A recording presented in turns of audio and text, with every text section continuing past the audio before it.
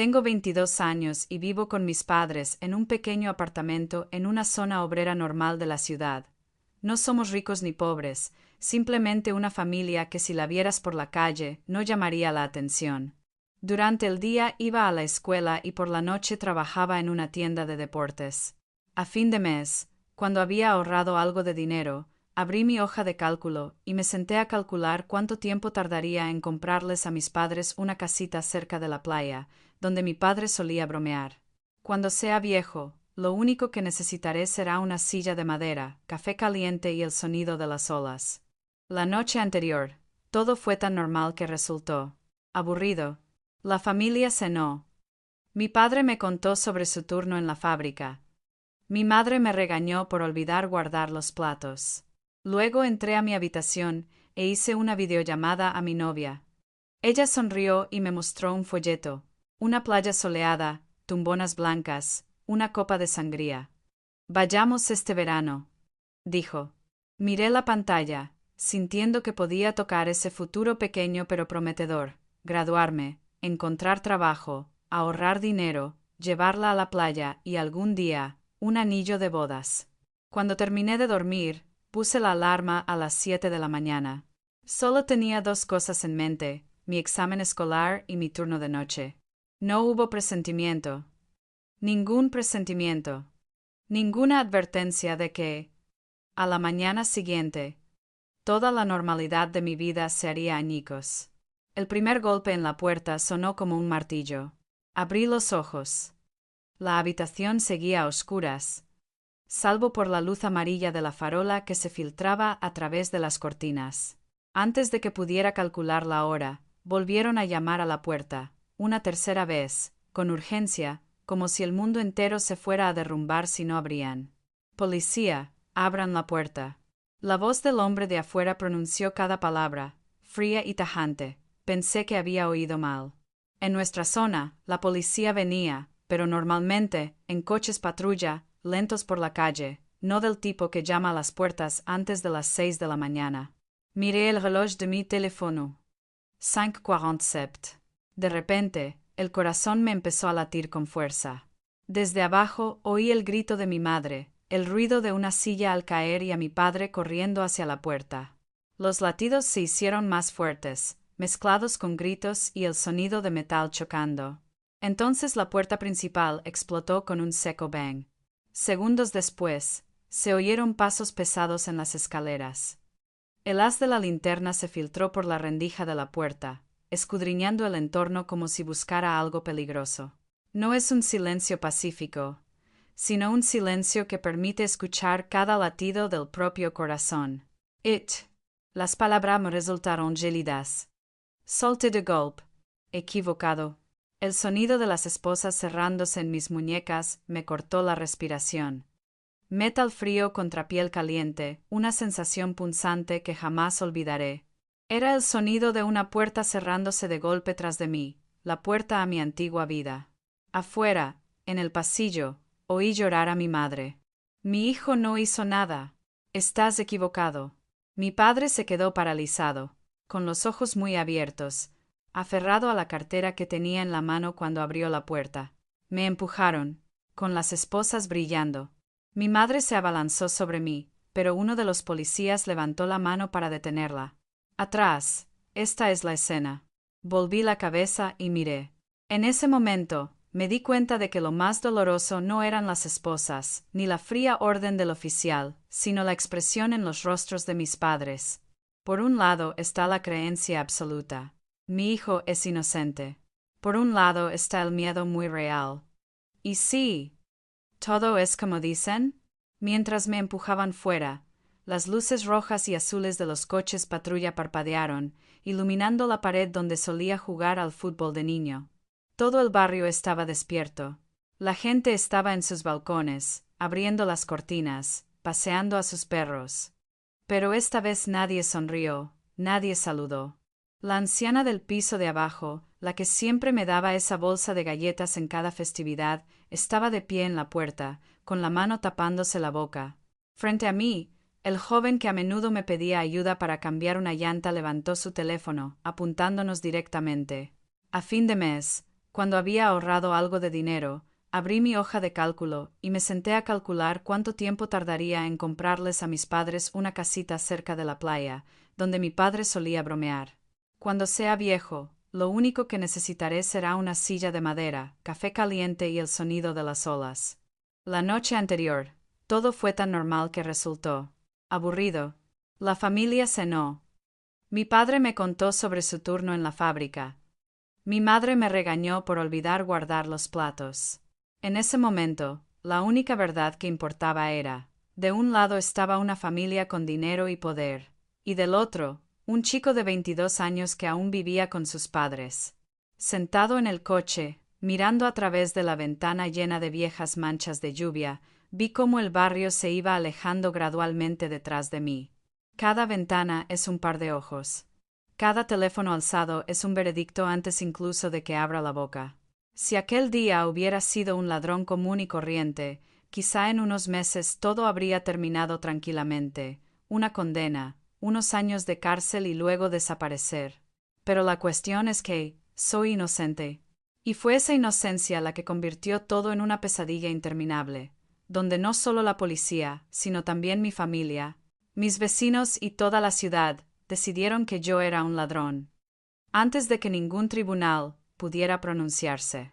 Ni me imaginaba que las miradas que me dirigieron aquella mañana serían solo el principio. Que después del sonido de las esposas cerrándose a las 5:47, habría muchas otras esposas, de las redes sociales, de los rumores, de los prejuicios, que se apretarían alrededor de mi cuello más que cualquier alambre de metal. Y todo comenzó con una sola acusación. El muchacho pobre se atrevió a entrar en la casa del hombre rico, y se atrevió a decirle no a su hija. Interest, each day. Desde el momento en que me metieron a la fuerza en el asiento trasero del coche patrulla, mi antigua vida se acabó. Después comprendí lo que significaba ser juzgado por toda la comunidad, toda la ciudad, e incluso por personas que antes me llamaban amigos. Es un ladrón.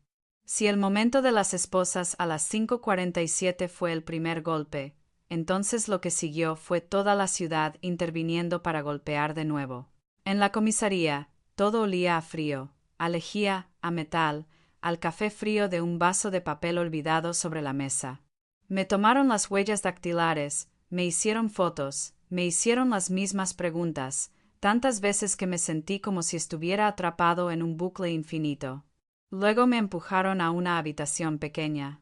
4 paredes grises, una mesa de metal, 2 sillas enfrentadas.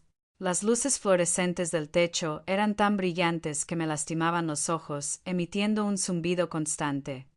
Me senté allí, con las manos aún rojas por las esposas, intentando que no me temblaran las piernas.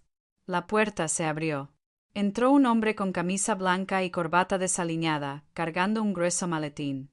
Dejó el maletín sobre la mesa, se sentó enfrente y lo abrió, como si ya supiera todas las preguntas y todas las respuestas. Hace 3 noches comenzó, con una voz escalofriantemente tranquila, en casa de quien te alojabas. Supe de quién hablaba incluso antes de que dijera su nombre. Su casa, la que tiene la verja de hierro negro, el jardín delantero siempre impecablemente cuidado, la escalera de caracol en el interior, y costosos cuadros colgados por todas las paredes. La primera vez que entré en casa, mi madre estaba de pie fuera de la puerta. Miró hacia adentro y susurró: «La gente vive en otro mundo, ¿no?» Esa noche estábamos viendo una película con unos amigos, dije. Pedimos pizza, hablamos de tonterías, nada especial. Pasó una hoja de papel sin mirarme. Nada especial. Aparte del Rolex Submariner de $28,000 que desapareció aquella noche. 28,000. Ese número me impactó como un disparo. Eso equivalía a más de un año de sueldo de mi padre en la fábrica. Era una cantidad de dinero que, aunque trabajara a tiempo parcial en la tienda de deportes toda mi vida, jamás me atrevería a tocar. No me llevé nada, dije intentando que no se me quebrara la voz. Ni siquiera sabía que tenía un reloj. Alzó la cabeza y me miró como si observara un insecto interesante. Ella lo recuerda muy bien, su madre también. Le cuentan con detalle cómo te vieron mirando su joyero, su muñeca. Dicen que estabas fascinado por cosas que tu familia nunca tuvo, Me reí, pero fue una risa que sonaba más a lástima que a llanto. Nos miramos y hablamos, pero no miré el reloj de su madre. ¿Quién se fijaría en una sola cosa en una casa llena de objetos caros? Cruzó los brazos y se reclinó. Subiste las escaleras, ¿verdad? Varias veces. Esa misma noche. El dormitorio principal está arriba. El joyero está arriba. ¿Ves el problema? Tragué saliva. Subí. El baño de abajo estaba ocupado, así que me dijeron que usara el de arriba. Al pasar por la habitación, la puerta estaba entreabierta, dejando ver una cama grande y un reluciente joyero. Recuerdo haber pensado, la gente realmente vive en otro mundo. Exactamente eso. Pero ahora, cada paso que di aquel día se clasifica como el camino del ladrón. Ir al baño no es un delito, dije, con voz más obstinada que segura. No asintió. Pero te da una oportunidad para llegar a esa habitación, a ese armario, a ese reloj. Sacó un montón de fotos, dormitorios, armarios, joyeros vacíos y abiertos. Cada una me dolía como un cuchillo, cortando lo único que me quedaba, la esperanza de que todo tuviera una explicación. En esa habitación, todo se contó como una historia completa, conmigo como el villano. Soy pobre, ellos son ricos. Subí las escaleras. El reloj había desaparecido. Eso es suficiente. Respire hondo. Quiero un abogado. As all too injured. Durante unos segundos, una leve sonrisa se dibujó en sus labios. La clase de sonrisa de alguien que había escuchado esa frase 1000 veces. Lo que quieras. Pero escucha con atención. Se inclinó hacia adelante. Esa familia no es de las que el sistema deja pasar. Su padre es juez. Su madre conoce a media ciudad. Han llamado a mucha gente. Quieren darte un escarmiento. Quieren asegurarse de que pagues. ¿Crees que alguien se pondrá del lado de un vendedor de zapatillas en esta pelea? Esa pregunta no necesita respuesta. No dejaba de repetir, soy inocente. Pero incluso para mí, esa afirmación empezó a sonar más a súplica que a verdad evidente. Cuando me dejaron ir a casa, ya era casi mediodía. Seguía siendo el mismo apartamento de siempre, la misma escalera con olor a humedad, la misma puerta marrón de siempre. Pero al poner la mano en el pomo, todo mi cuerpo lo supo. Dentro ya no estaba el mismo hogar de anoche. Mamá salió corriendo y me abrazó, tan fuerte que apenas podía respirar. Papá estaba detrás de mí, con las manos en los bolsillos y los ojos rojos de cansancio. Se llevaron todo, dijo mamá, con la voz entrecortada. El portátil, el teléfono, incluso mi vieja tableta. Dijeron que necesitaban comprobar si estabas vendiendo artículos robados por Internet. Mi habitación estaba revuelta. Los cajones estaban abiertos, la ropa tirada en la silla y los cargadores esparcidos por todas partes. La intrusión no se trata solo de que se lleven cosas, se trata de la sensación de que cada mensaje de texto, cada foto, cada búsqueda tonta en Google, ahora es prueba potencial a los ojos de los demás. ¿Has hecho alguna tontería? La pregunta salió de la boca de mi padre tan ligera como un suspiro, pero tan pesada como un peso arrojado directamente sobre mi pecho. Por un segundo, vi sus ojos, no los ojos de un extraño, sino los ojos de alguien que buscaba desesperadamente una razón para creer en su hijo, pero que también temía ser traicionado por esa misma creencia. No me llevé nada, dije, mirándolo fijamente a los ojos. Te lo juro. Mamá me creyó al instante, sin decir una palabra más. Asintió enérgicamente, y me tomó la mano. Papá guardó silencio. Se dio la vuelta, se quedó junto a la ventana y bajó suavemente las cortinas. La gente está mirando, dijo en voz baja. Me acerqué. En el patio, algunos vecinos se reunieron en pequeños grupos. La anciana del piso de abajo estaba sentada en una silla de plástico, con semblante preocupado. A mi lado, la pareja de la otra casa metió a su hijo en casa al verme aparecer, susurrándole algo al oído. Él se giró para mirarme. Sus ojos ya no reflejaban admiración por enseñarle a jugar al fútbol, sino algo parecido a miedo a ensuciarse. Solo una cosa me impidió derrumbarme por completo. Esa tarde, mientras estaba sentado distraídamente en el balcón, la anciana de abajo colocó silenciosamente una bolsa de tela delante de mi puerta. Dentro había algunos pasteles, algunas naranjas y un pequeño trozo de papel. Si necesitas algo, toca el timbre.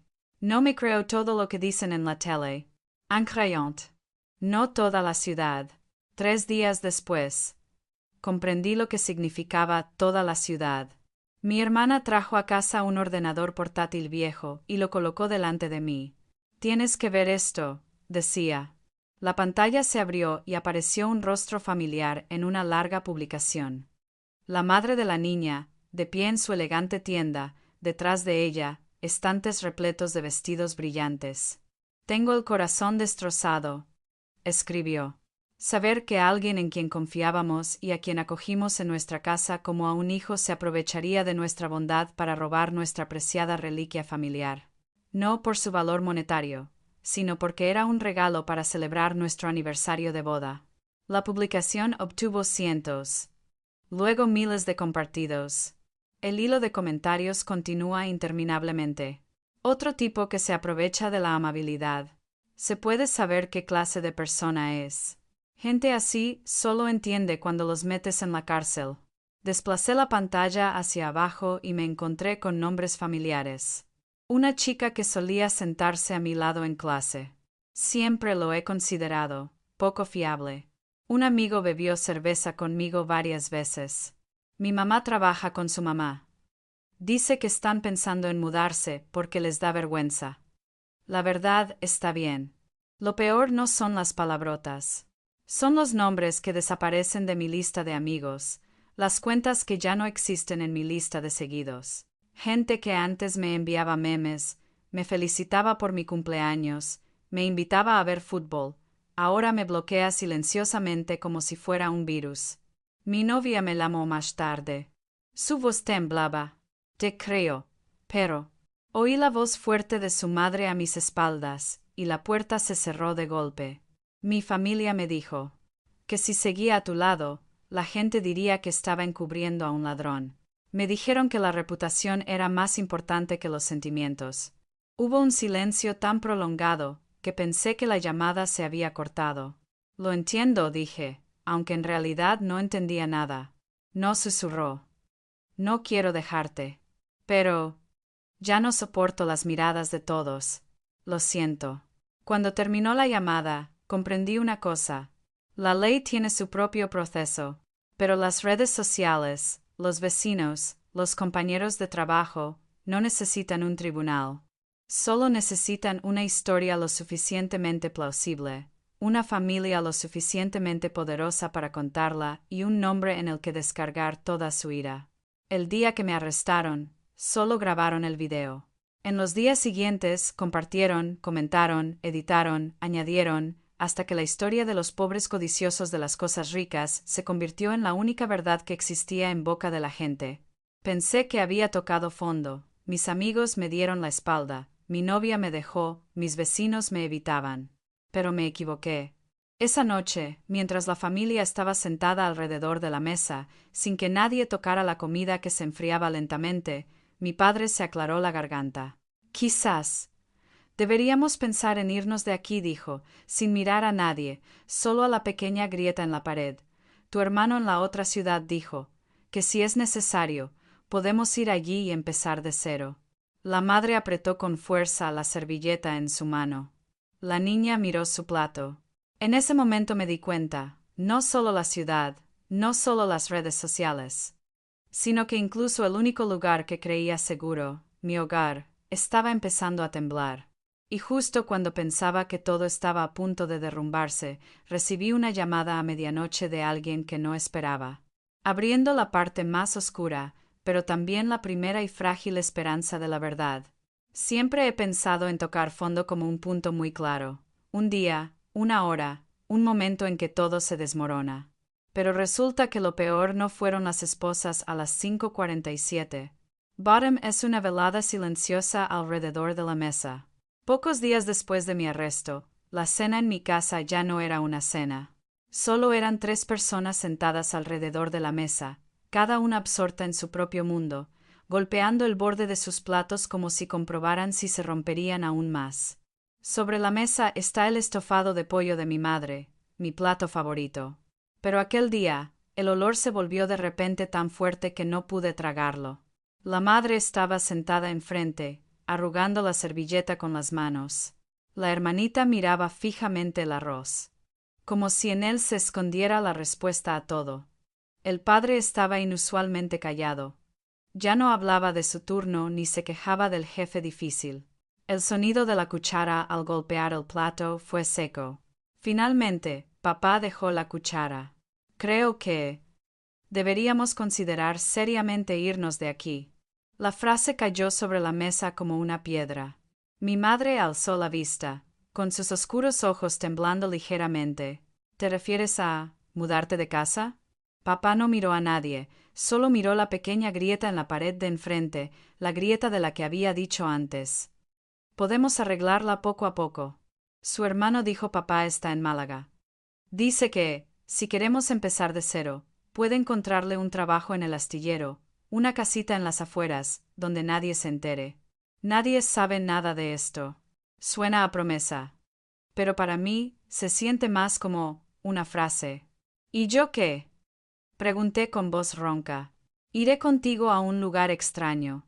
Empezaré de cero como el tipo que robó el Rolex, solo que en otra ciudad. Papá levantó la vista. Sus ojos estaban llenos de una mezcla de vergüenza, ira, impotencia y miedo. ¿Crees que sería mejor quedarnos aquí?, preguntó, alzando la voz. Todos los días los vecinos nos miran como si fuéramos la peste. En el trabajo me evitan. Cuando tu madre va al mercado, la gente mira su cesta de la compra y cuchichea. ¿Crees que lo olvidarán solo porque eres inocente? Apreté los puños debajo de la mesa. No necesito que lo olviden, dije lentamente, mordiéndome la lengua. Necesito que se sepa la verdad. Hijo, interrumpió mamá en voz baja, con un tono tembloroso. La gente ya ha decidido a quién creer. Es la familia del juez. Van a la iglesia con el alcalde, beben vino con los empresarios, cenan con el jefe de policía. ¿Y nosotros quiénes somos? Simplemente dicen, es un ladrón, y el 99% de la gente asentirá. Incluso si el tribunal te declara inocente, ¿crees que les importará? La frase, incluso si el tribunal me declara inocente, me hizo emocionar profundamente. Me di cuenta. Mamá ya no creía en el sistema. Solo tenía una cosa en la que confiar, su instinto de proteger a su hijo. Y ese instinto le decía, corre, lo más lejos posible. Solo quiero que dejen en paz a mi familia, dijo papá en voz baja. No quiero ver patrullas policiales pasar todas las mañanas. No quiero oír a mis compañeros hablar a mis espaldas. No quiero ver a la gente meter a sus hijos a la fuerza en sus casas cuando pasan por delante. Estoy cansado. Por un breve instante, vi a mi padre envejecer. El hombre que una vez me llevó a casa desde el campo de fútbol, que se quedó bajo la lluvia durante horas viendo mi primer partido, ahora estaba sentado allí, con los hombros caídos, como alguien que acababa de aceptar la derrota ante un enemigo invisible. Oh, escuché mi propia voz, tan débil que era casi irreconocible. O tal vez deberíamos irnos. No me refería a eso, pero después de muchos días despertándome en medio de pesadillas, abriendo mi teléfono para ver maldiciones, caminando por la calle y viendo ojos fríos, incluso dejando ir a la persona que amo, una parte de mí comenzó a creer. Tal vez, la única solución para sobrevivir sea desaparecer. Mamá extendió la mano y me la tomó, con los ojos llenos de lágrimas. No eres una fugitiva, susurró, pero a veces huir de un lugar enfermo es una forma de sobrevivir. La cena terminó en silencio. Nadie volvió a probar bocado. La hermana menor recogió los platos en silencio y los llevó a la cocina. Papá salió al balcón a fumar, algo que solo hacía cuando no tenía más remedio. Mamá entró en su habitación y cerró la puerta durante más tiempo de lo habitual. En cuanto a mí, volví a mi habitación, cerré la puerta y apagué todas las luces. Ese día fue el único momento de mi vida en que realmente comprendí lo que se siente al no tener nada que perder. Me quedé tumbado boca arriba en la cama, mirando al techo. Las manchas amarillentas del techo, las juntas entre las placas de yeso, cosas que nunca antes había notado, eran de repente lo único que me mantenía conectado a la realidad. El teléfono estaba junto a la almohada, la pantalla negra. Sé lo que veré si lo abro. Notificaciones de nuevos artículos, comentarios de ladrones, mensajes silenciosos de personas que leyeron pero no respondieron. Compté mentalement. Si nos mudáramos, probablemente tardaríamos un mes en prepararnos. Papá dejaría su trabajo, mamá vendería algunas de sus cosas y lo empacaría todo. En el nuevo lugar, yo sería el chico de otra ciudad, sin que nadie supiera de mi pasado. Si alguien preguntaba, podríamos decir que solo queríamos un cambio de aires. Asil, simplemente acepta que toda tu vida está destrozada por una costosa mentira. En la oscuridad, por primera vez, un pensamiento muy peligroso cruzó mi mente. Quizás si desapareciera por completo, la gente sufriría menos. No lograba comprender del todo qué significaba desaparecer. Simplemente sentía un cansancio que se extendía desde mi pecho hasta mis brazos. Y pensaba que si no tuviera que despertar mañana, si no tuviera que ver a mi padre, a mi madre, a los ojos de mis vecinos, tal vez todo sería más fácil. No sé cuánto tiempo estuve allí tumbado. 20 minutos. 1 hora. 2 horas. Hasta que la pantalla del teléfono se iluminó, vibrando suavemente sobre el colchón. La persona que llamaba no era su novia, ni su padre, ni su madre, ni un número desconocido. Era un nombre que estaba acostumbrado a ver, junto al nombre de la chica que me había acusado. Su mejor amiga. La chica siempre se sentaba en un rincón del sofá, acurrucada, riendo con cada historia y asintiendo con cada opinión. Siempre pensé que era dulce, linda, pero aburrida. La gente suele recordar a la princesa rica, que brillaba en el centro, pero pocos recuerdan la sombra que se cernía a su lado. Dudé unos segundos. Entonces contesta al teléfono. Hola. Al otro lado de la línea, su voz sonaba ronca, como si acabara de llorar.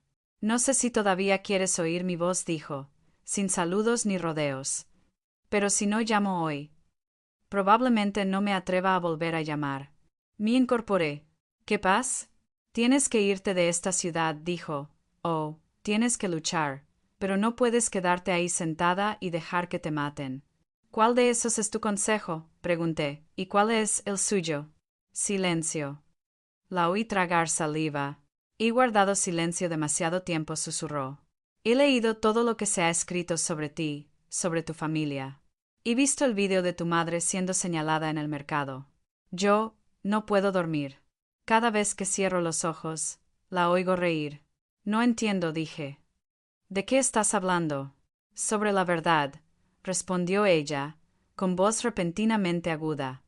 Sobre el reloj. Sobre aquella noche. Sobre todo lo que te hizo y te está haciendo.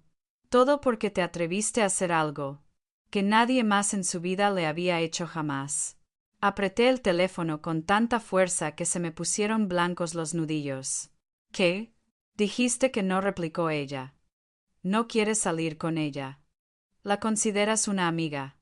Y para alguien que está acostumbrada a que el mundo la trate como a una princesa, eso es un insulto. Recuerdo las veces que, en broma, sugería que fuéramos al cine solos, los mensajes ambiguos, los comentarios medio en broma, medio en serio, sobre que seríamos geniales juntos.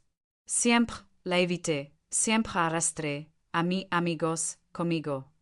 Pensé que lo manejé bien, que evité lastimarla. Resulta que estaba equivocado, muy equivocado. Se llevó el reloj de su madre, continuó.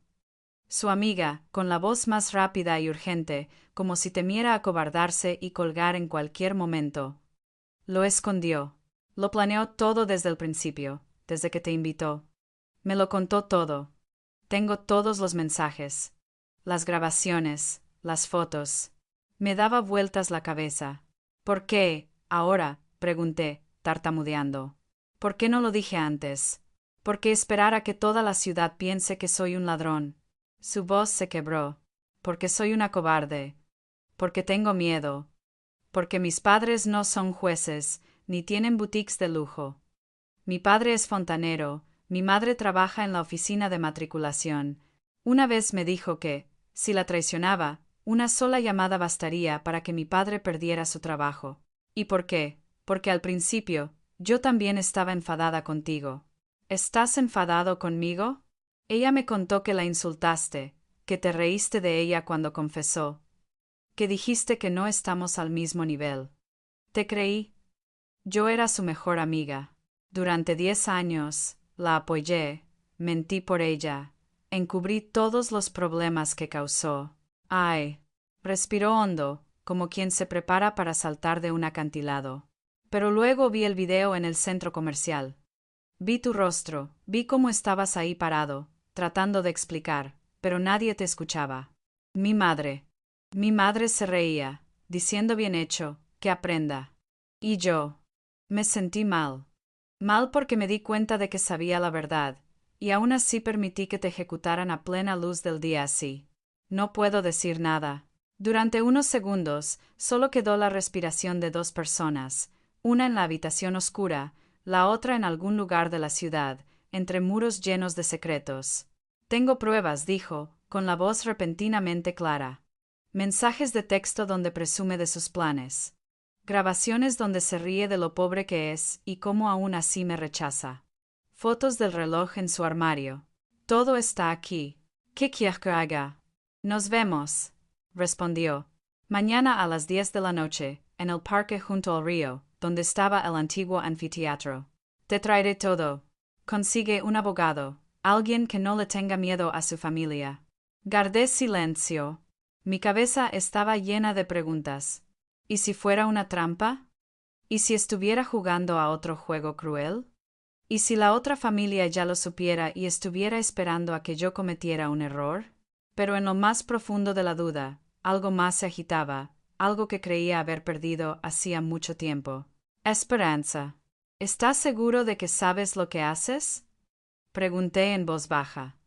Si nos das esas cosas, te pondrás en contra de toda su familia. Te destruirá, igual que me está destruyendo a mí. Lo sé, susurró. Pero si guardo silencio, no solo tú saldrás perjudicado, yo también. No quiero vivir mi vida, sintiéndome cómplice. Hizo una pausa por un momento y luego añadió. Y... ten cuidado. Se jactó ante mí de que su padre tenía contactos en la policía, en los tribunales. Se creía intocable. Mañana a las 10 de la noche, en el parque junto al río, donde estaba el antiguo anfiteatro. Te traeré todo. Consigue un abogado, alguien que no le tenga miedo a su familia.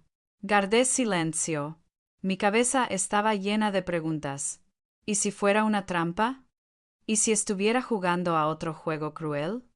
¿Y si la otra familia ya lo supiera y estuviera esperando a que yo cometiera un error? Pero en lo más profundo de la duda, algo más se agitaba, algo que creía haber perdido hacía mucho tiempo. Ay.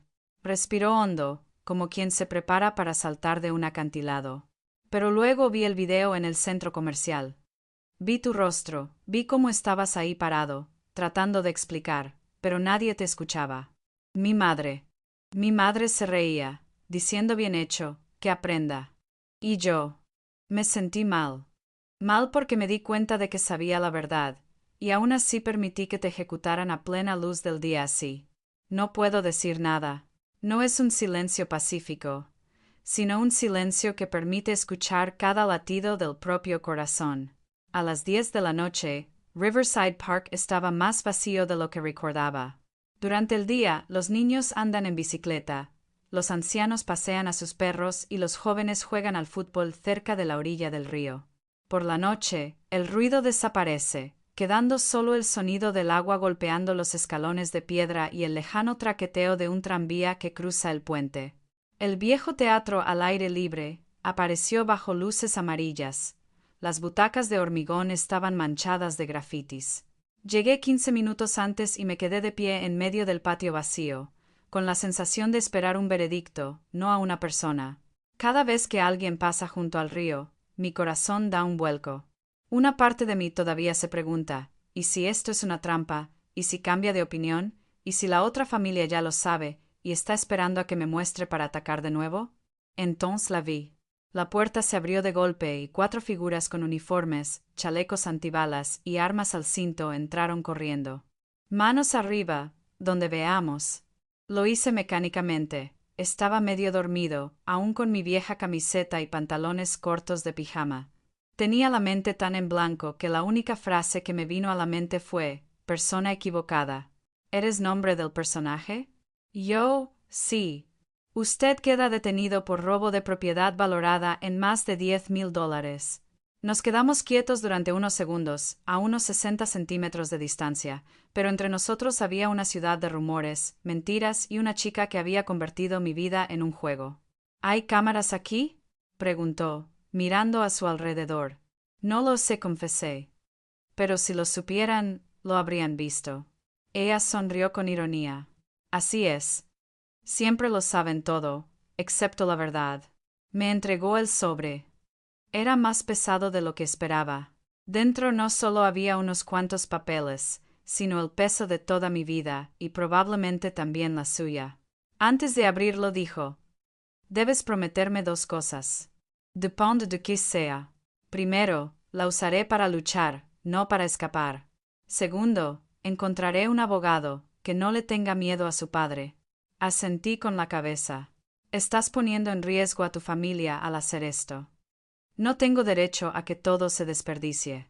Nos sentamos en la primera fila del teatro al aire libre. Abrí el sobre. Primero hay una pila de registros de chat impresos. El nombre de la chica aparecía en la parte superior de cada mensaje, con palabras que, de no haberlas leído con mis propios ojos, habría pensado que eran diálogos de una mala película. ¿Quién se cree ese pobre hombre para rechazarme? Le haré ver lo que se siente al perderlo todo. El reloj de mi madre, el objeto perfecto, caro y con un gran valor sentimental para que mi madre monte un drama. In Everstowed. Junto a ella había un mensaje de su amiga, intentando disuadirla, y luego, gradualmente, silencio. A estos no les respondí, explicó, señalando con un dedo tembloroso cada cuadro de chat vacío. Sabía que estaba mal, pero aún así no tuve el valor de decir que no. No eras el único que le tenía miedo. A continuación hay una pequeña memoria USB con etiquetas escritas a mano. Llamada 12, llamada 18, plan. Ella me regaló un viejo reproductor de música. Escucha esto, dijo. La llamada de 2 días después de tu arresto. Conecté mis auriculares y pulsé reproducir. La voz de la niña resonó, clara y llena de entusiasmo. ¿Lo ves? La prensa incluso utilizó la expresión traición a la confianza. Mi madre era una buena actriz. Lloró delante de los periodistas como si ese reloj fuera su salvavidas. Su voz resonó débilmente en la cinta. Pero, de verdad se lo merecía. Bien merecido, rió la chica. Se cree mejor que yo porque no se arrastra. A las ricas no se les dice que no, querida. Menos aún de las pobres. Mi padre está hablando con la fiscalía para asegurarse de que no se salga con la suya. 3 o 5 años como mínimo. Me quité los auriculares, con la cabeza dando vueltas. Durante semanas, reviví esa noche una y otra vez, intentando comprender qué pude haber hecho para merecer esto. Ahora, por primera vez, lo entendí. Yo no hice nada. Solo hice una cosa. No respondí a los sentimientos de una persona que nunca había escuchado la palabra no en su vida. Y esto dijo, sacando un fajo de fotos. Las tomé el otro día, mientras ella se bañaba. Era una foto del armario de la niña. La caja de zapatos estaba en el estante, entreabierta. Dentro, bajo la tenue luz amarilla, había un reloj Rolex familiar y brillante. Un nombre que la prensa había repetido tantas veces que se había convertido en una maldición. Cada fotografía incluye la hora, la fecha y la ubicación. No se puede negar. ¿Por qué grabaste todo esto?, le pregunté. No solo sobre ella, sino también sobre la otra chica. Toda tu vida, todas las cosas horribles. Ella sonrió, esta vez con una sonrisa amarga. Al principio, lo grabé por otro motivo. Mi familia no le creía. Decían que si algún día causaba problemas, necesitaría pruebas para demostrar que no tenía nada que ver. Pensé que nunca usaría estas cosas. Hasta que te vi siendo humillada en medio del centro comercial. Se detuvo y me miró fijamente. No soy buena persona, dijo. Si lo fuera, la habría detenido desde el principio, pero al menos. Ahora quiero hacer lo correcto. Doblé el sobre y lo abracé con fuerza contra mi cuerpo como una boya en el mar. ¿Estás dispuesto a decir estas cosas en el juzgado?, le pregunté. No solo por mí, sino también por la ley. Permaneció en silencio durante un largo rato. La ribera del río que se extendía delante reflejaba las luces en largas estelas amarillas, como carreteras sin fin. Tenía miedo, admitió. Tenía miedo de que mi padre perdiera su trabajo, de que mis amigos me rechazaran, de que me llamaran traidora. Pero si me quedaba callada, tendría que vivir toda mi vida sabiendo que vi cómo arrastraban a una persona inocente al borde del abismo y que hice la vista gorda. Ella alzó la vista, con los ojos brillantes, pero ya no lo evitaba. Sí, testificaré. Solo necesitas encontrar un abogado lo suficientemente fuerte como para que no te aplasten. A la mañana siguiente, me senté frente a una mujer que, según supe después, había aparecido en más de una noticia sobre casos importantes de corrupción en España. Su oficina no es excesivamente lujosa, pero está llena de detalles que cuentan su propia historia. Estanterías llenas de libros de derecho, títulos universitarios en las paredes, fotos con gente que solo conozco de la televisión, unos cuantos periódicos viejos enmarcados con titulares sobre casos históricos y casos de corrupción al descubierto. Me escuchó sin interrumpirme, haciendo solo de vez en cuando algunas notas breves. Mientras yo colocaba el sobre la mesa, ella se subió las gafas, abrió cada documento, escuchó cada grabación, miró cada fotografía. Su rostro se fue volviendo cada vez más frío. Cuando lo arrestaron, dijo tras casi una hora de silencio, su padre me llamó. Se me aceleró el corazón. ¿Llamarla? Sí, dijo reclinándose en su silla. Me preguntó si iba a aceptar su caso. Le dije que nadie se había puesto en contacto conmigo. Me dijo que tal vez debería centrarme en casos que se ajusten a mi experiencia. Ella curvó los labios. Parece un consejo, pero para alguien con suficiente experiencia en este negocio huele a advertencia. Y cuando un juez tiene que llamar a un abogado para que le advierta que no robe un reloj, o eres demasiado culpable para salvarte, o eres demasiado inocente para que preocupe a alguien. Señaló la pila de papeles. Esto confirma lo segundo. I have to make of teen. Comenzó a enumerar sus palabras, con voz uniforme y fría, pero en sus ojos ardía un fuego difícil de ocultar. Orquestar la escena, apropiarse de sus propios bienes, presentar denuncias falsas, involucrar a todo el sistema, usar la influencia de su familia para presionar a la policía, a la fiscalía. Como mínimo, se trata de difamación, declaraciones falsas y abuso de poder. Si va más allá, constituye una grave violación de sus derechos civiles. En algunos casos, podemos elevarlo a un caso de derechos humanos. Los términos legales me pasaban por la cabeza como si fueran otro idioma. Pero entendí una cosa. Por primera vez, alguien no solo dijo, creo que eres inocente, sino que también señaló exactamente qué tipo de pecado había al otro lado de la línea de batalla. ¿Qué hacemos ahora?, pregunté. No nos arriesgamos con gente como ellos, respondió. Atacamos de frente, rápido e inmediatamente. Presentaré este expediente a la fiscalía, solicitando que se archive su caso de inmediato, y pediré una orden de registro para su casa y su habitación. También contactaré con un organismo de investigación superior, para que ninguno de los amigos de su padre pueda seguir protegiéndola. Hizo una pausa por un momento, mirándome fijamente. Pero debes estar preparado. De ahora en adelante no serás tú quien se defienda. Serás tú quien señale con el dedo a una familia ante la que esta ciudad se ha doblegado durante años. Reaccionarán. Lo he perdido casi todo, respondí. Si esta es la única manera de recuperar mi nombre, estoy dispuesto. Por la tarde, me paré en la esquina de la calle, frente a la villa que anteriormente solo había visto desde el interior, como una amiga de su hija. Esta vez, me quedé afuera, mirando a través de la verja de hierro negra. Frente a la puerta, no su coche de lujo, sino dos coches patrulla aparcados uno al lado del otro.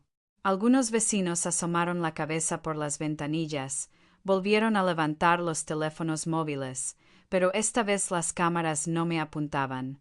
La puerta se abrió. La policía entró con una orden de registro. Reconocí al investigador que se había sentado frente a mí en aquella fría habitación. Su rostro ya no reflejaba la satisfacción de un triunfo fácil.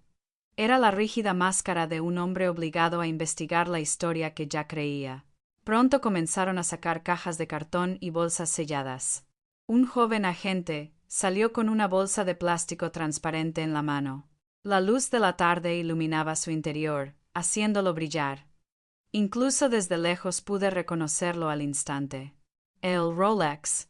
En ese momento, creo que me sentí tan feliz que quise gritarle a todo el vecindario. ¿Lo ven? Se los dije.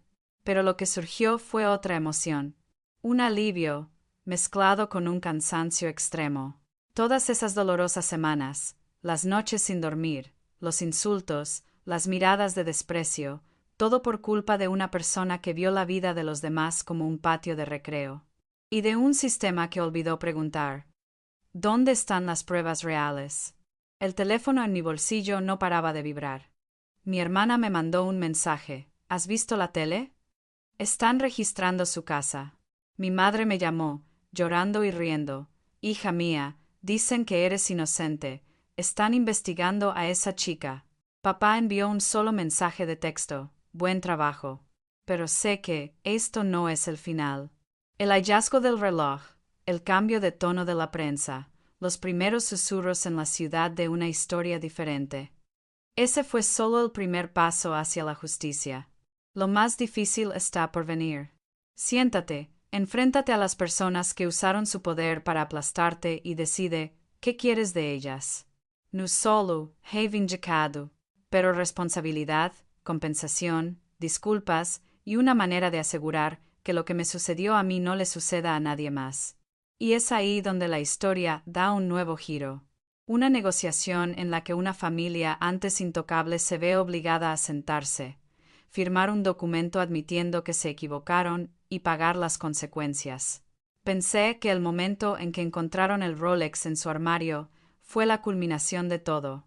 Pero, al final, el momento culminante no llegó cuando la policía sacó la bolsa sellada de su casa, pero fue cuando nos sentamos uno frente al otro, alrededor de una mesa.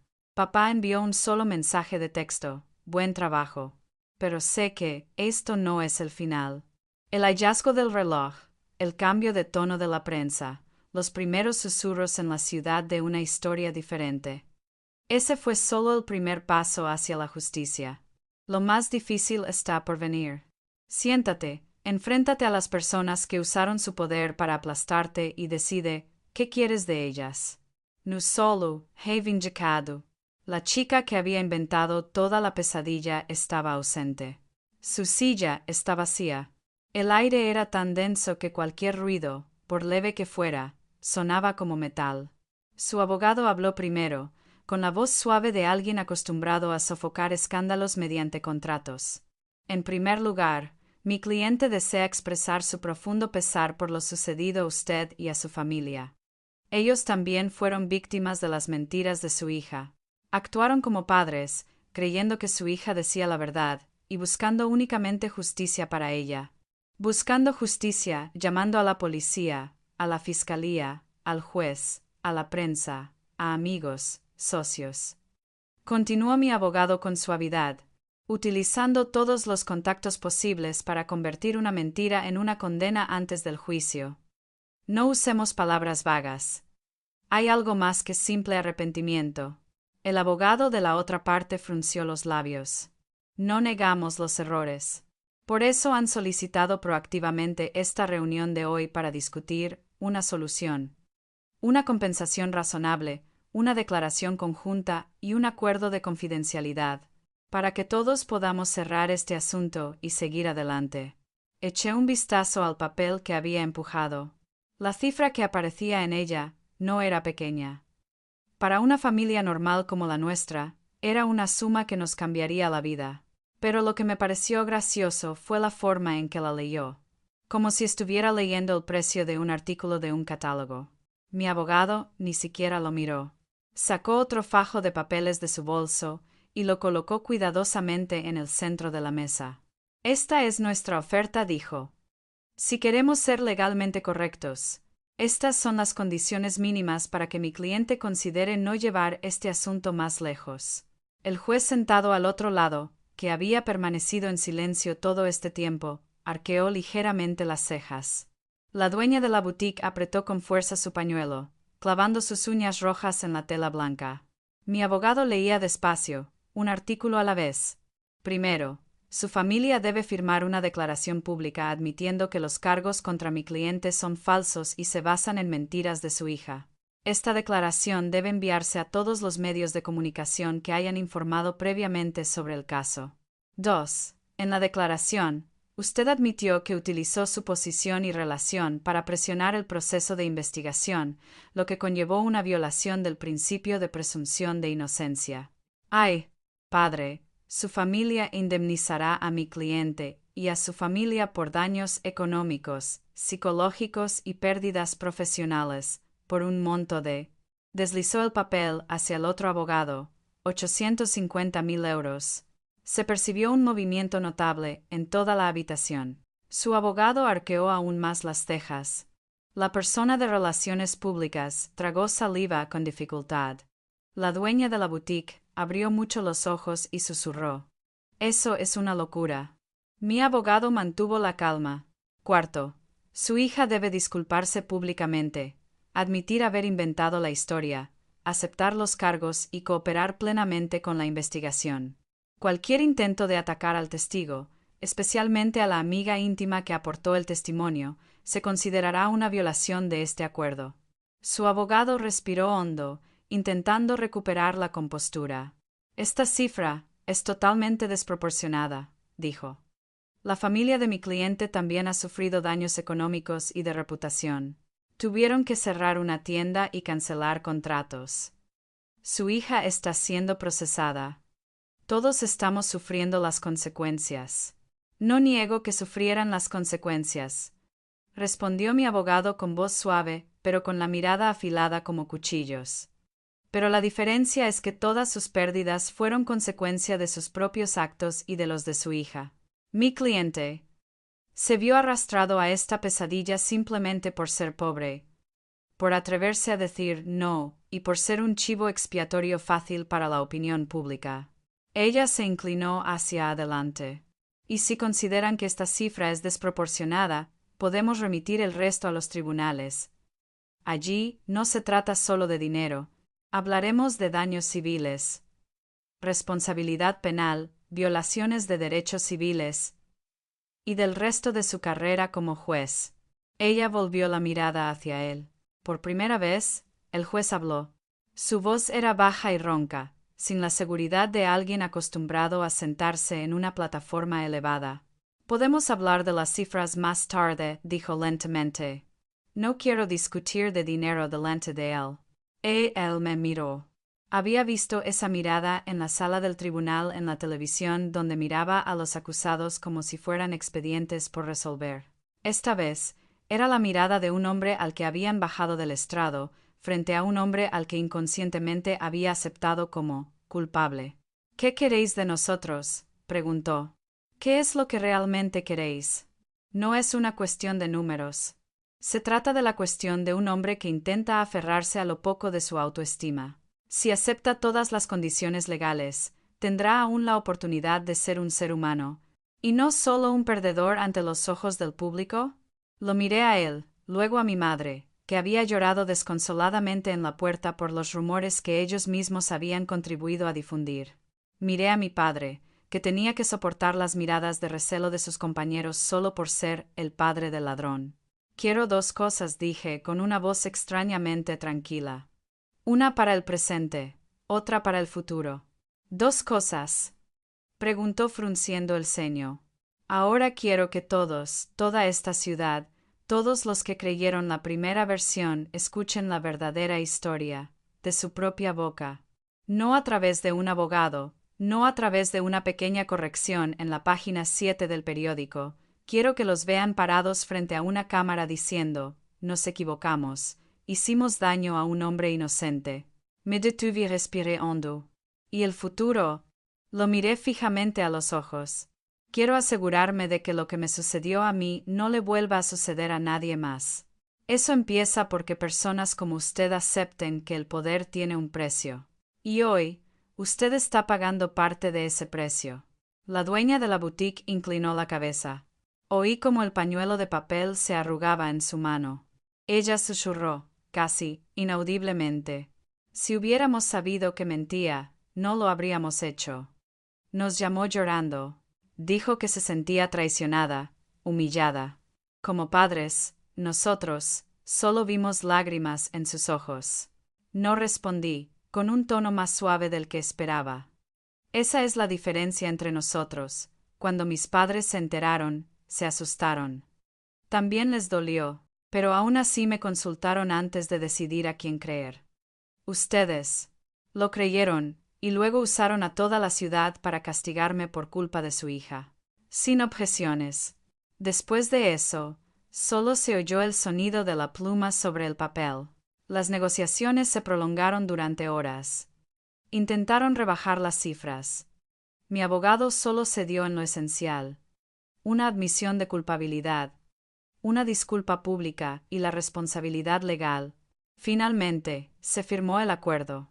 El juez firmó con mano temblorosa. La dueña de la boutique firmó entre lágrimas. Sus abogados firman como quien firma una factura cara pero obligatoria. Al firmar mi parte, noté algo extraño. No hay ningún atisbo de regodeo. No existe esa sensación de ganar como en las películas.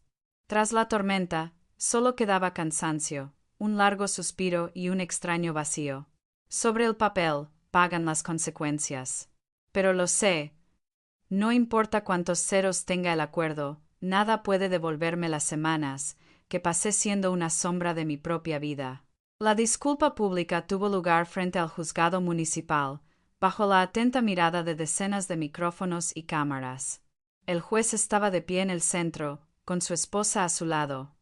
Ambos parecían al menos 10 años mayores que la última vez que los vi en televisión en una gala benéfica.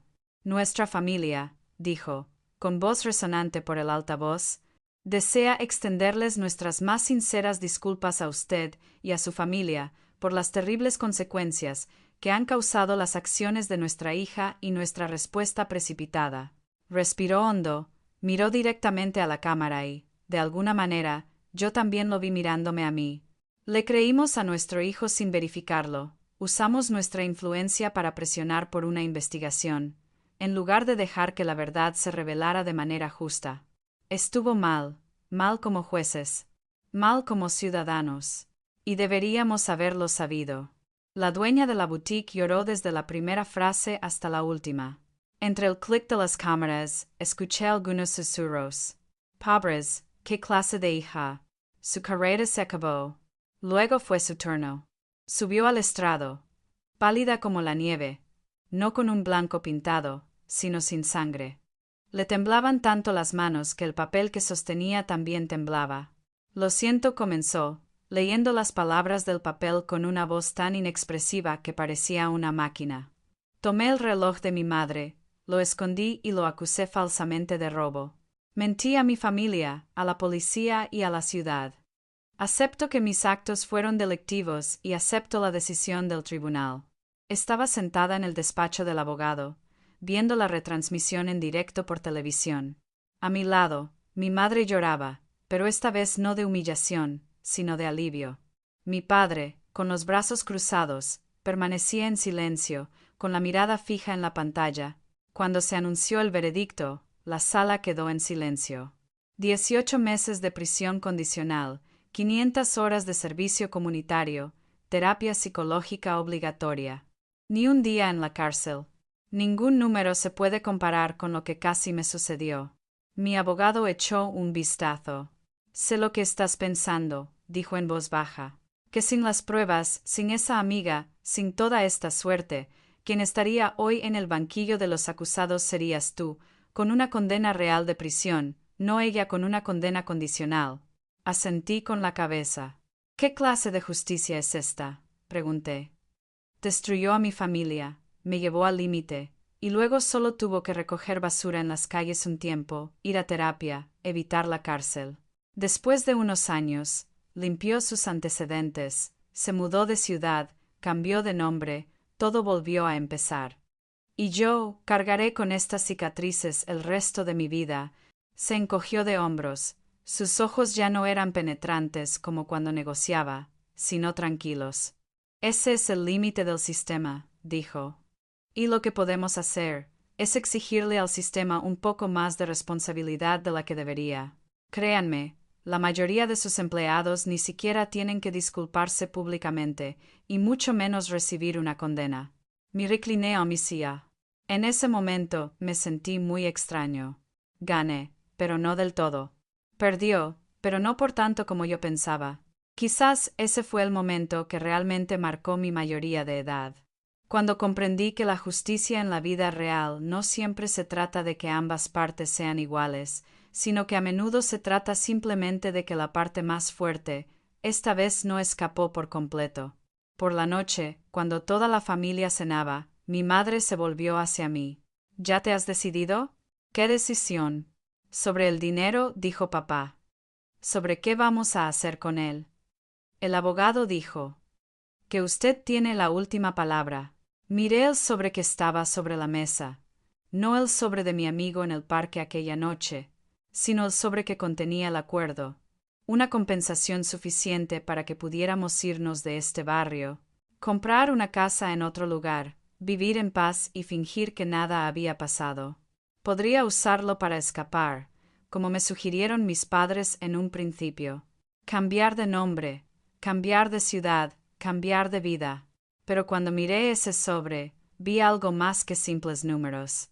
Vi las publicaciones falsas en Internet, vi la mirada de mis vecinos, me vi siendo expulsada de supermercados y cafeterías. Vi las sonrisas sarcásticas de los dueños de las boutiques del centro comercial. Y hoy vi que tuvieron que ponerse frente a la cámara y decir, nos equivocamos. Me di cuenta. Su dinero, al fin y al cabo, no es más que una herramienta. Si lo uso para guardar silencio, ¿acaso no me estoy convirtiendo en un personaje secundario de mi propia historia? Levanté la vista. No lo usaré solo para escapar, dije. Quiero usarlo para hacer lo contrario de lo que hicieron ellos. En lugar de usar el dinero para silenciar la verdad, lo usaré para amplificarla. Mis padres se miraron, sin comprenderse del todo, pero en sus ojos había algo que no había visto en mucho tiempo: orgullo. No sé exactamente cómo resultarán las cosas. Solo quiero que sepan que, después de todo, ya no quiero ser solo una sobreviviente de la injusticia, sino que quiero convertirme en alguien que activamente saque a la luz otras injusticias. Y fue entonces cuando mi historia se convirtió en algo más que un reloj perdido, una acusación difamatoria o una costosa demanda, pero comienza a convertirse en una historia sobre cómo un hombre, que una vez fue condenado por toda la ciudad como ladrón, utilizará precisamente aquello que le arrojaron, para regresar, protegiendo a otros de la crueldad del poder. El resto del viaje, cómo utilicé ese dinero, cómo volví a entrar en el sistema que casi me mata, cómo encontré maneras de ayudar a otras personas inocentes, es el capítulo final de esta montaña. Y ese fue el único capítulo que me permitieron escribir, de principio a fin, a mi manera. Lo extraño es que, el primer día que tuve más de 1.000.000 de euros en mi cuenta, no me sentí rico. Me sentí un poco más ligero que el día en que me esposaron a las 5:47, pero mucho más pesado que cualquier día normal anterior a ese. En las semanas posteriores al juicio, nuestras vidas cambiaron gradualmente, en silencio. Mis padres decidieron jubilarse anticipadamente y mudarse a un pueblo pequeño donde el océano estuviera lo suficientemente cerca como para oír las olas al abrir la puerta por la mañana, pero lo suficientemente lejos como para que a nadie le importara el escándalo Rolex del año pasado. Mi padre abrió un pequeño taller de carpintería, donde cerraba, cepillaba, lijaba y fabricaba mesas y sillas todos los días sin tener que explicar su historia a nadie. Mi madre era voluntaria en la biblioteca, el único lugar donde a la gente le importa qué libros te gustan, no porque has salido en la televisión. En cuanto a mí, me quedé en la ciudad un tiempo más. No porque ame tanto este lugar que no pueda irme, sino porque tengo una lista sin terminar.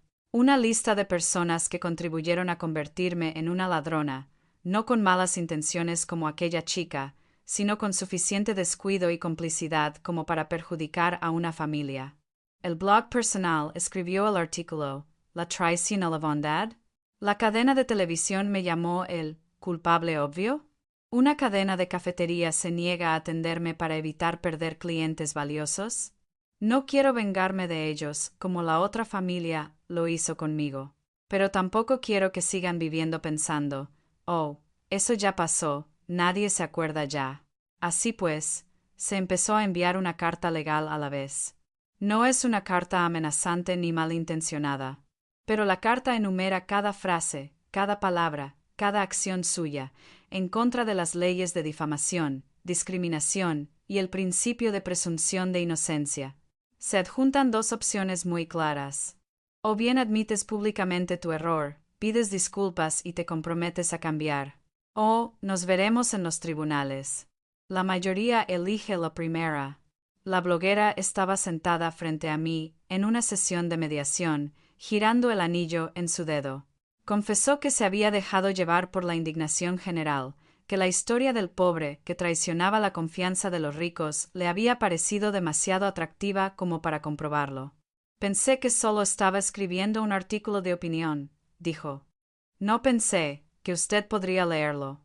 Pero yo lo leí, respondí. Mis padres lo leyeron. Mis vecinos lo leyeron. El jefe de la tienda donde solicité empleo lo leyó. La próxima vez que menciones el nombre de alguien, recuerda que detrás no solo hay un número de acciones, sino una vida muy real. La televisión está más fría. Enviaron abogados. Se negaron a aceptar la censura moral, pero aceptaron un acuerdo, una rectificación y una emisión especial sobre la importancia de no convertir las noticias en juicios. ¿El supermercado que me echó a patadas nada más entrar? El antiguo jefe temblaba mientras se disculpaba, ya sin tener el aspecto superior de aquel día.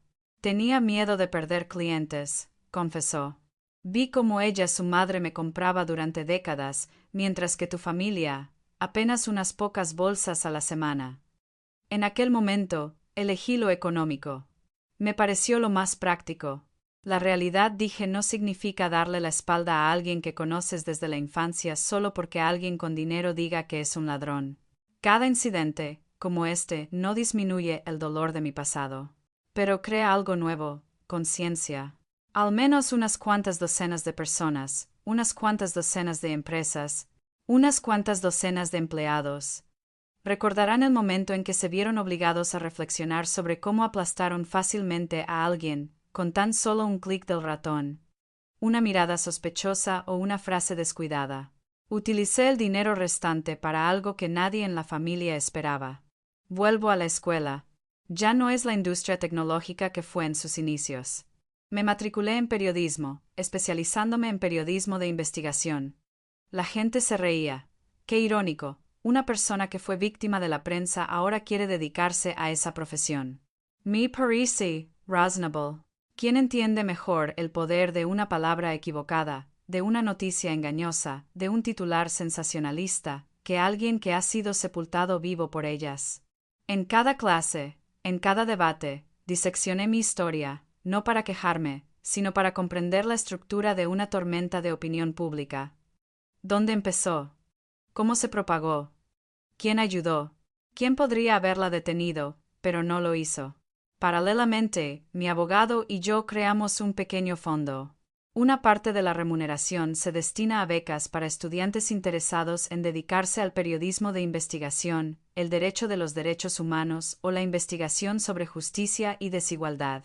Ese fondo no está a mi nombre. Se llama así por la chica que me llamó a medianoche, temblando en el parque y con un sobre en la mano, y que decidió traicionar a la princesa rica para no traicionarse a sí misma. Le envié un correo electrónico informándole de que se había concedido la primera beca. Ella respondió: ¿Sabes qué es lo gracioso? Durante 10 años, la gente me llamaba su sombra. Ahora, Hay estudiantes, a los que nunca he conocido, que están usando dinero en mi nombre para desenmascarar a personas como nosotras, que antes guardábamos silencio. Quizás, por primera vez en mi vida, ya no soy la sombra de nadie. Ella ya no está en la ciudad. Se mudó a otra ciudad y trabaja para un programa de investigación independiente. De vez en cuando, nos enviábamos enlaces, un nuevo reportaje suyo, un nuevo reportaje mío sobre incidentes que, de no haber sido denunciados, habrían quedado sepultados bajo un mar de inauguraciones y discursos grandilocuentes. ¿Y la otra familia? El juez nunca regresó al estrado. El comité de ética concluyó que había violado gravemente el principio de neutralidad, obligándolo a ingresar en un programa de rehabilitación o a dimitir voluntariamente. Optó por lo segundo, abandonar la ciudad y aceptar un trabajo tranquilo como consultor jurídico en otro lugar. La dueña de la boutique vendió el local para pagar sus deudas y luego se mudó. En su destino, probablemente sería una dama elegante que asistiría a nuevas fiestas. Solo que esta vez, cada vez que viera un reloj en la muñeca de alguien, recordaría el precio que un Rolex le había costado a toda su familia. Chica, cumplió su libertad condicional, servicio comunitario y terapia. Las universidades la expulsaron. Las empresas la rechazaron tras una simple búsqueda de su nombre en Internet. Su definición de famosa ahora es, si escribe su nombre en Google, los primeros resultados son artículos sobre la hija de un juez, inventa una historia de robo como venganza por haber sido rechazada. No me alegra oír eso. Pero tampoco siento lástima. Esta fue la consecuencia de lo que ella había elegido deliberadamente, estando plenamente consciente, con un placer aterrador. Si algo me atormenta, es la sensación de que una pequeña diferencia a un amigo que no tiene el valor de llamarme, un abogado que grita de miedo, un investigador que hace la vista gorda, y nuestras posiciones han cambiado. Mi caso se convirtió gradualmente en un caso de estudio. Los profesores de derecho lo utilizan para hablar de la brecha entre la teoría de que todos somos iguales ante la ley y la realidad de quién tiene el número de teléfono de quién. Los profesores de periodismo la utilizan para preguntar a los estudiantes: ¿cuándo está permitido llamar a alguien perpetrador en las noticias?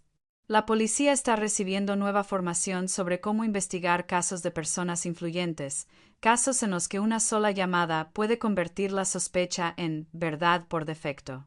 Por primera vez, me senté al fondo de la clase, escuchando mi propia historia contada por otra persona, en la pantalla, en tercera persona. Nadie en la clase se giró para fijarse en la víctima, sentada en la última fila, bebiendo café frío. Y me di cuenta que ya no necesitaba que ellos se dieran cuenta. De ser un personaje arrastrado a la primera plana, pasé gradualmente a ser una persona con una pluma, un micrófono y un archivo, no para relatar mi dolor eternamente, sino para encontrar otras historias, donde haya personas tan desafortunadas como yo, sin un buen abogado, sin un amigo que se atrevió a traicionar a la princesa, sin una cámara que grabe la escena de la policía entrando en la casa del hombre rico. Una tarde, cuando estaba terminando una entrevista sobre la injusticia en el sistema judicial, sonó el teléfono. Mensaje de papá. Acabo de verlo. Tu madre volvió a llorar, pero esta vez eran lágrimas de orgullo. No solo sobreviviste, convertiste aquello que casi te mata en un arma para proteger a los demás. Estamos orgullosos de ti. Leí cada palabra, una y otra vez.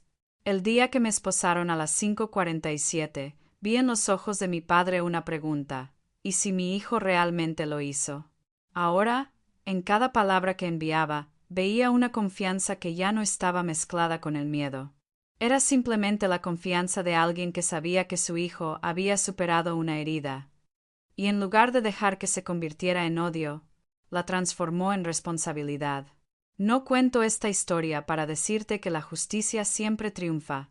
De hecho, la mayoría de las veces no gana. Las personas con dinero, contactos y poder aún pueden escapar, aún pueden empezar una nueva vida en otro lugar, aún pueden entrar en restaurantes elegantes sin que nadie cuchichee a sus espaldas.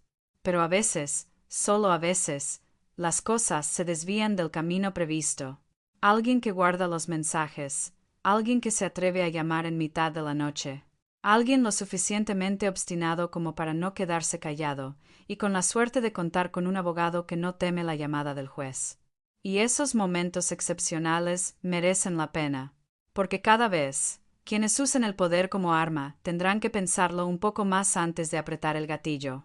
Cada vez, una persona común y corriente como yo, como tú, tiene otra oportunidad de escapar de una sentencia que no merece. Si has llegado hasta aquí, probablemente tengas una historia en mente, la tuya, la de tus amigos, la de alguien sepultado bajo una mentira que resulta conveniente para quienes ostentan el poder. No sé qué vas a hacer con esa historia, pero de algo estoy seguro: el silencio es siempre el regalo más hermoso que la injusticia recibe de nosotros. Así que, si alguna vez has visto o experimentado algo similar, cuéntanoslo. Cuéntaselo a alguien de confianza. Cuéntaselo a un abogado. Cuéntaselo a la prensa. O, si lo prefieres, escríbelo en los comentarios de abajo. Quién sabe, tal vez la próxima historia que se cuente sea el hilo que saque a alguien de su propio momento oscuro de las 5:47.